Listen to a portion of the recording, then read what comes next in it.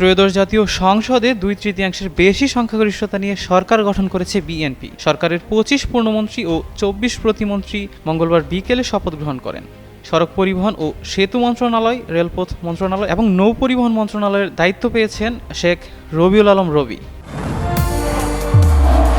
নির্মাণে number 1 Shah cement.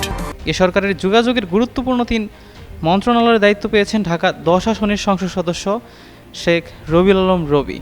নতুন সরকারের সড়ক পরিবহন ও সেতু মন্ত্রণালয়, রেলপথ মন্ত্রণালয় এবং নৌ পরিবহন মন্ত্রণালয়ের দায়িত্ব দেওয়া হয়েছে তাকে। 48 বছর বয়সী শেখ রবিউল আলম বিএনপির জাতীয় নির্বাহী কমিটির সদস্য ও ঢাকা মহানগর দক্ষিণ বিএনপির যুগ্ম সাধারণ সম্পাদক। ধানমন্ডি থানা বিএনপির সভাপতিও তিনি। গত 12 ফেব্রুয়ারি অনুষ্ঠিত জাতীয় সংসদ নির্বাচনে ঢাকা 10 আসন থেকে রবিউল আলম ধানের শীষ প্রতীকে পান 80,436 ভোট। তার নিকটতম প্রতিদ্বন্দ্বী প্রার্থী জসিমউদ্দিন সরকার দাঁড়িপাল্লা প্রতীকে পান 77,136 ভোট।